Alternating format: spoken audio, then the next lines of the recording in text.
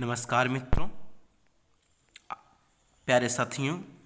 आशा करता हूँ कि आप अपने घर में अच्छे होंगे। पिछली कक्षा में हमने कक्षा 12 के फर्स्ट चैप्टर के character of a happy life के अर्थ का अध्ययन किया था। आज हम रेफरेंस, कॉन्टेक्स्ट एंड एक्सप्लेनेशन का अध्ययन करेंगे, जो आपकी परीक्षा में 8 अंकों का आता है। पोएट्री से 8 अंकों का रेफरेंस, कॉन्टेक्स्ट और एक्सप्लेनेशन, और 6 नंबर का सेंट्रल आइडिया पूछा जाता है। आपकी परीक्षा में 2 स्टैंजा दिए होंगे, जिनमें से किसी एक का आपको रेफरेंस, कॉन्टेक्स्ट और एक्सप्लेनेशन लिखना होगा। चलते हैं पर आज हम रेफरेंस, कॉन्टेक्स्ट और एक्सप्लेनेशन पढ़ेंगे।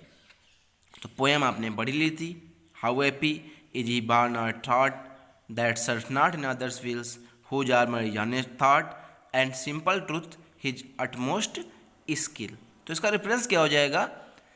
रेफरेंस में लिखा जाता है, सबसे पहले रेफरेंस में लिखा जाता है चैप्टर का नाम, कि जो स्टेंजा किस पोएम का है, उस पोएम का नाम और उसके राइटर का नाम। तो ये poem character of a happy life की है और सर हेनरी वाइटन ने इसको लिखा है।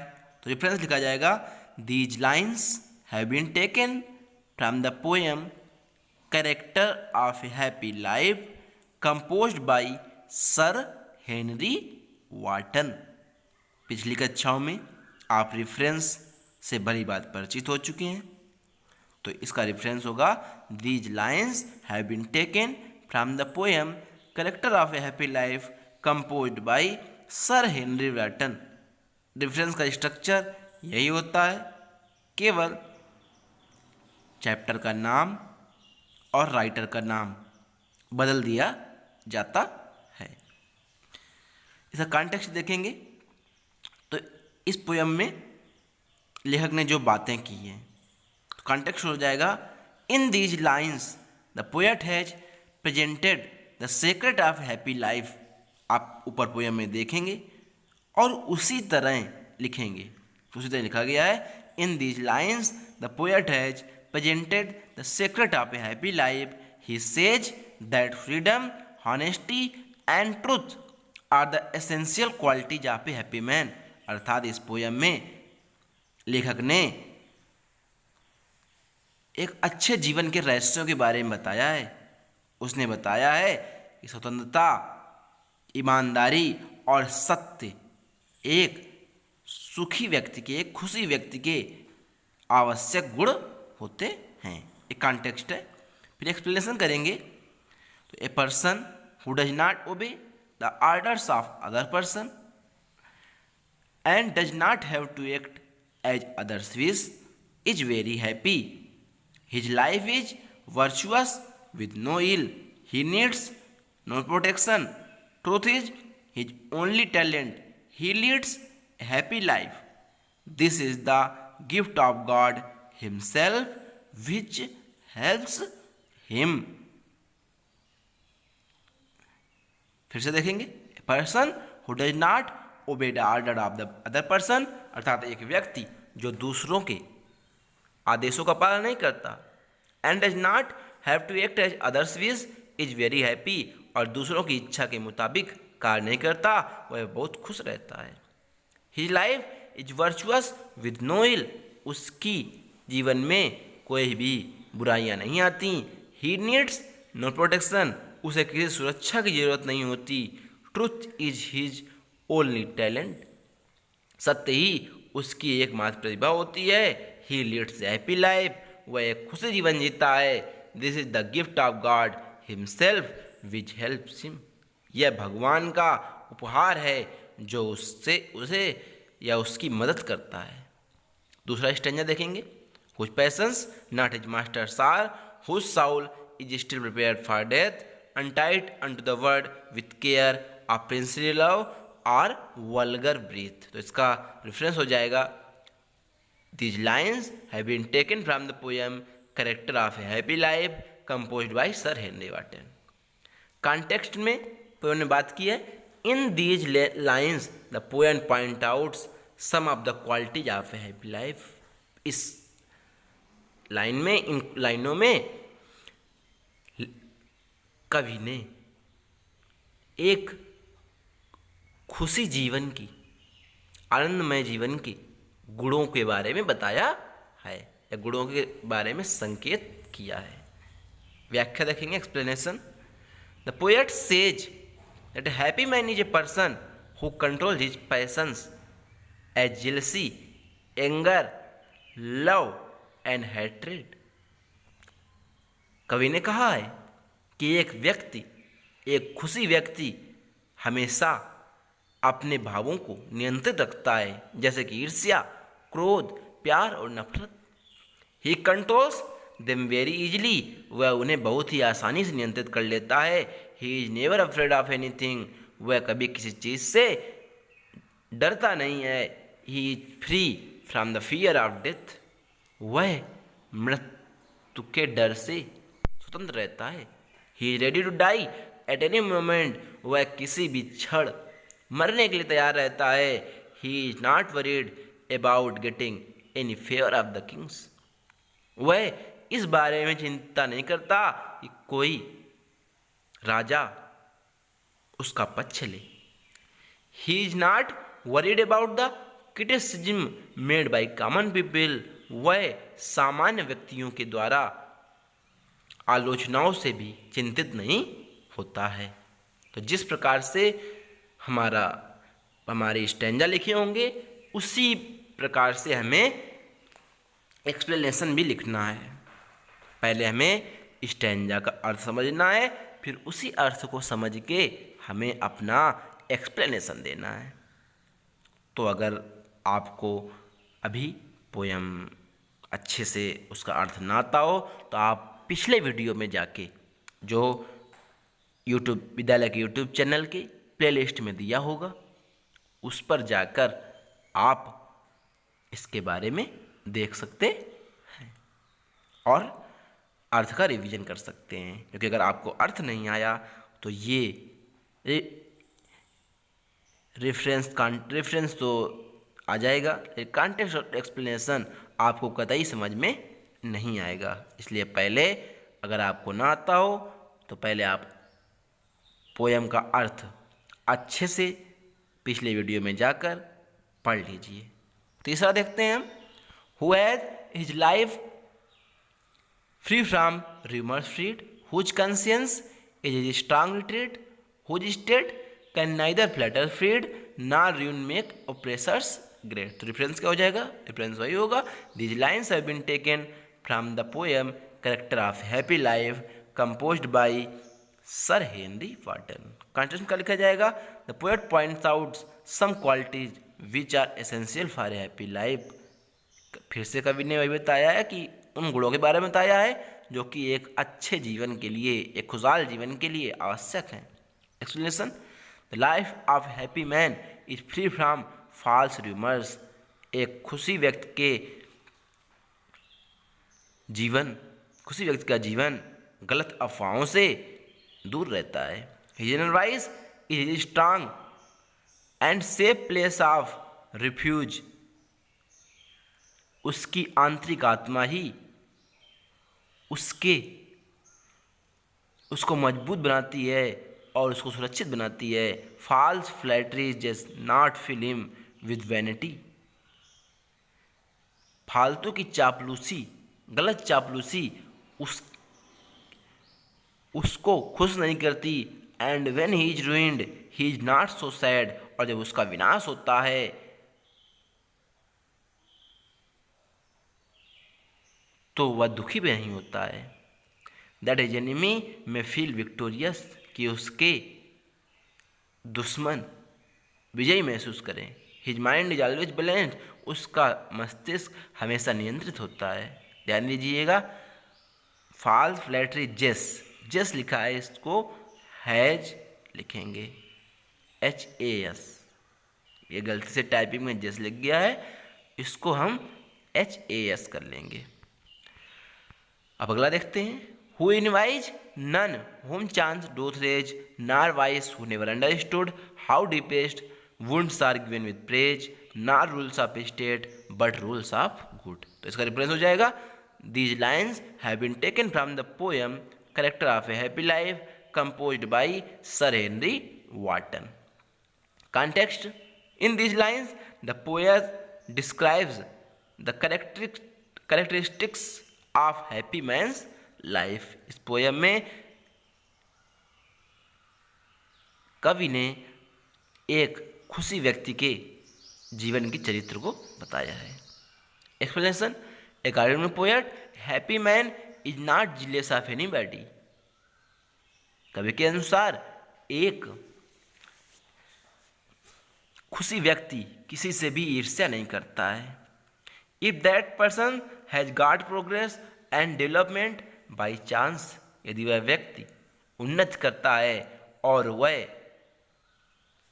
मौका मिलने पर विकास करता है। ऑन द अदर हैंड, जबकि दूसरी तरफ, there are some person who do not work hard, कुछ व्यक्ति कठिन परिश्रम नहीं करते हैं, but they achieve high position by hook और क्रुक, बल्कि वह एक अच्छी जगह पा जाते हैं बेईमानी के साथ, अर्थात किसी भी तरह। हुकार क्रुक का मतलब होता है किसी भी तरह। ए happy man is never invest either of this person, एक खुशी व्यक्ति ऐसे लोगों से भी ऐसा नहीं करता। Some wicked person prays only for getting their selfish motto, कुछ दुष्ट व्यक्ति हमें अपने स्वार्थी उद्देश्य को पाने के लिए परेशान करते हैं। They are the backbiters, वे धोखा देने वाले होते हैं। A happy man is not attracted to false frail, एक खुशी व्यक्ति ऐसी चीज़ों पर की तरफ आकर्षित नहीं होता है। He does not care the rules of the government, वह सरकार के आदेशों की चिंता नहीं करता।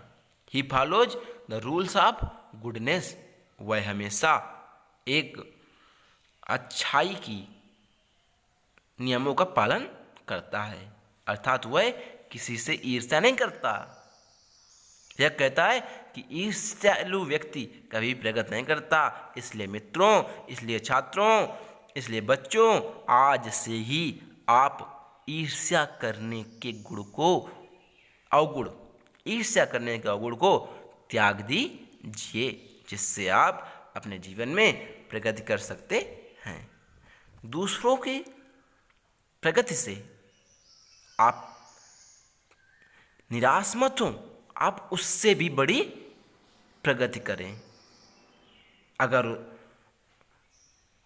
एक छोटी लाइन से बड़ी लाइन खींचने का प्रयास करें, ना उस छोटी लाइन को मिटाने का प्रयास करें, अर्थात ईर्ष्या हमें छोड़ देनी चाहिए।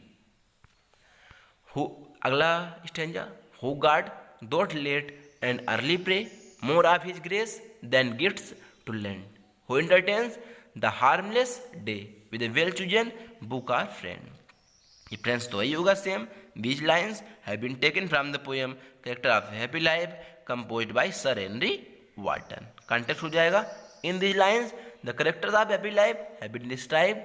A happy man passes his life without causing any harm to anybody. इन लाइनों में एक अच्छी जीवन के गुणों को बताया गया है। एक खुशी व्यक्ति बिना किसी को नुकसान पहुंचाए अपना जीवन जीता है। Explanation, the poet says that a happy man prays to God in the evening and in the morning. कवि कहता है कि एक खुशी व्यक्ति सुबह और शाम भगवान की प्रार्थना करता है, अर्थात सुबह भी प्रार्थना अर्थात पूजा, इबादत, जो भी आप करते हैं सुबह और शाम करना चाहिए। लेखक कवि कहता है ही इज गॉड फियरिंग, वह भगवान से डरता है। He does not pray to him for getting wealth और प्रॉस्पेरिटी, वह खुद को धनी बनाने के लिए, समृद्ध बनने के लिए प्रार्थना नहीं करता है। He only prays for gaining God's blessing, वह केवल भगवान के आशीर्वाद को पाने के लिए भगवान की प्रार्थना करता है। अर्थात वही प्रार्थना करता है कि भगवान मेरी नौकरी लग जाए, भगवान मुझे ये मिल जाए, भगवान मुझे ये मिल जाए तो मैं इतने रुपये प्रसाद चढ़ाऊँगा। वही ये सब नहीं करता है, वो केवल भगवान का आशीर्वाद पाने के लिए भगवान की प्रार्थना करता है। वो इसलिए नहीं करता कि मेरे नंबर आ जाए तो मैं प्रसाद चढ़ाऊँगा, कि मेरे ये काम सफल हो जाए तो प्रसाद चढ़ाऊँगा, मेरा ये काम सफल हो जाए तो मैं इतना ये भोज करूँगा। ठीक, वो अपने काम को सफल बनाने के लिए भगवान प्रार्थना नहीं करता, वो केवल प्रार्थना करता है भगवान का आशीर्वाद पाने के लिए। He passes his life without causing any harm to any person in this world, वह अपना जीवन बिना किसी को हानि पहुँचाए जीता है। He passes his life in the company of good friends, वह अपने जीवन को अच्छे मित्रों के साथ बिताता है। Or good books written by the well honoured writers, या तो अच्छी किताबों के साथ जो अच्छे लेखकों द्वारा लिखी गई होती हैं। अर्थात हमें अपना समय अपने अच्छे दोस्तों के साथ ही बिताना चाहिए, न कि ऐसे दोस्तों के साथ जो आपकी प्रगति से ही ईर्ष्या करें। आप अगर प्रगति कर रहे हैं तो आपके दोस्त आपसे ईर्ष्या करें, ऐसे दोस्त नहीं होते हैं। या आप अपने जीवन को किताबों के बीच में, अच्छी किताबों के बीच में बिताएं, अर्थात पढ़ाई करें, उसी से सफलता मिलती है और आप अपने जीवन में खुश बन सकते हैं, खुशी हो सकते हैं, सुखी हो सकते हैं।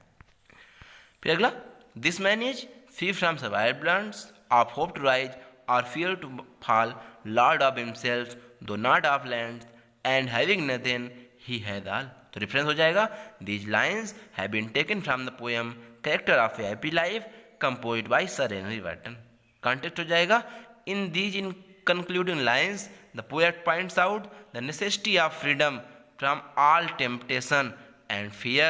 इस कविता के अंत में लेखक ने बताया है कि हमें सभी प्रकार के भयों से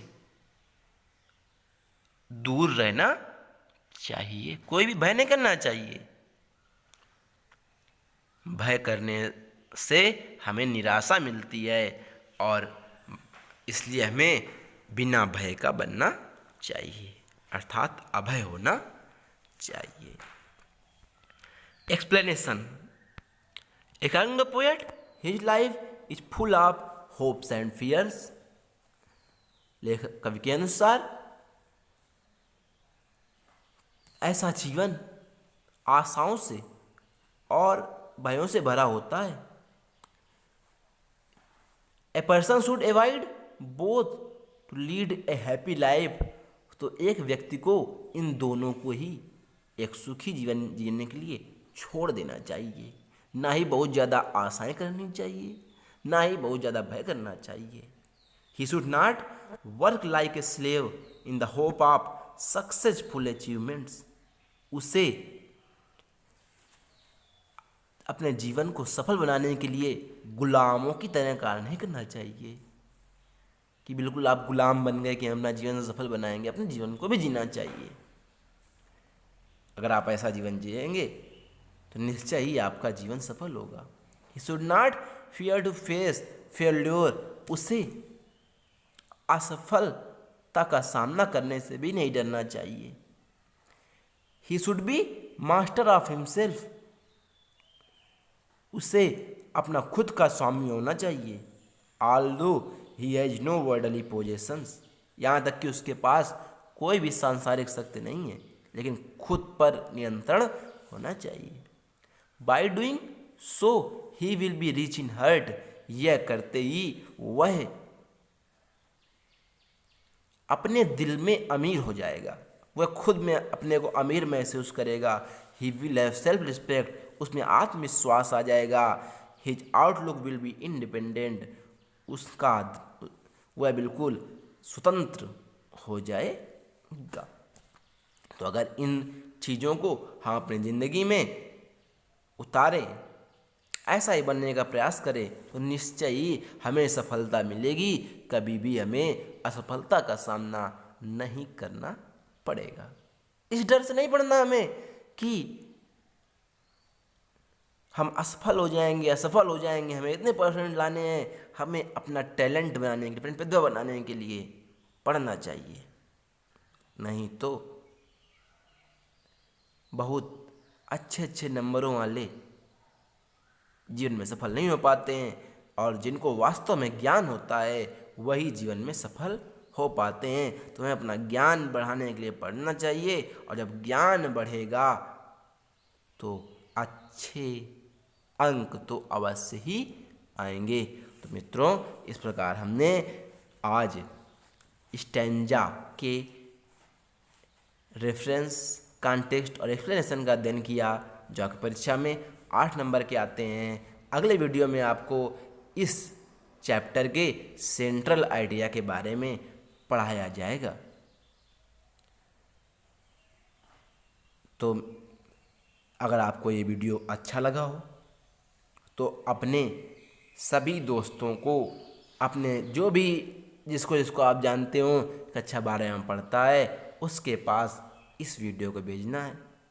इस वीडियो को लाइक अवश्य करना है, और साथ साथ इसे, अगर अभी तक आपने चैनल को सब्सक्राइब न किया हो तो सब्सक्राइब अवश्य कर लें। सब्सक्राइब करने के बाद नोटिफिकेशन बटन पर क्लिक करके नोटिफिकेशन ऑन कर दें, जिससे जो भी वीडियो आएँ वो आपके पास अवश्य आ जाएं। और जो बच्चा अभी तक विद्यालय के व्हाट्सएप ग्रुप में न जुड़ा हो, वो 9369 131725 पर व्हाट्सएप से जुड़ जाए। जय हिंद, जय भारत, धन्यवाद।